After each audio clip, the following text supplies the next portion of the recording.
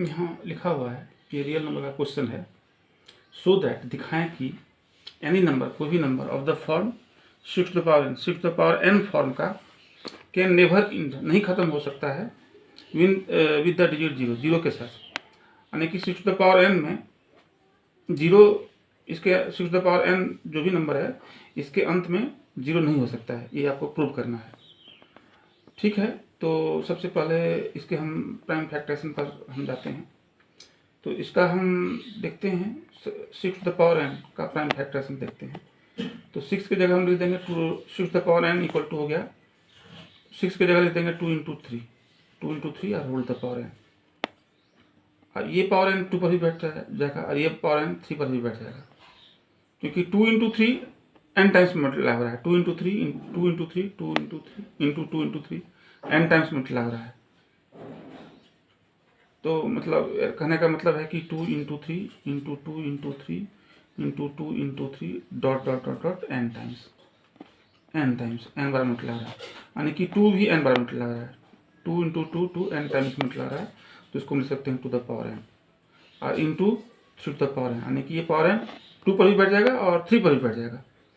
तो इस तरह से हम देखते हैं 6 to the power n का जो है प्राइम फैक्टरेशन, उसमें सिर्फ 2 आया और 3 आया,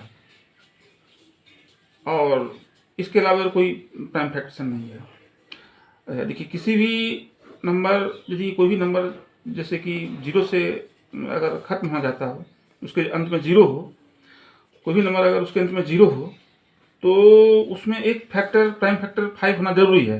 जैसे कि 2 into 5, 2 into 5 हो गया 10, तो उसमें अगर मान लीजिए कि 1 to 5 रहता तो 2 और 5 आपस में मिला करके 10 बनाता और उसके अंत में तो जीरो हो जाता, लेकिन यहाँ तो 5 है नहीं।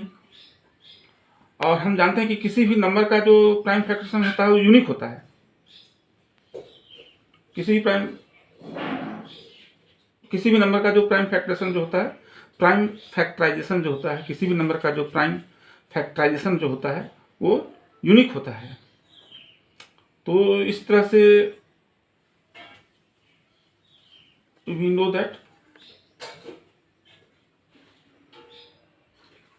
Prime factorisation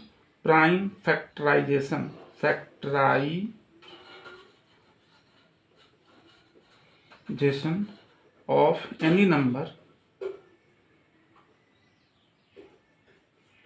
is unique from fundamental theorem of arithmetic, from fundamental theorem of arithmetic।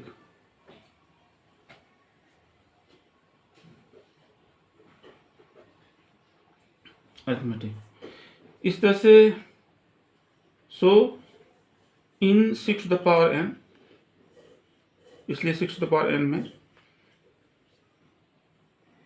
5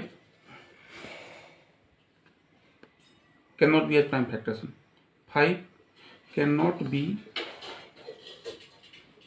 as prime factorization।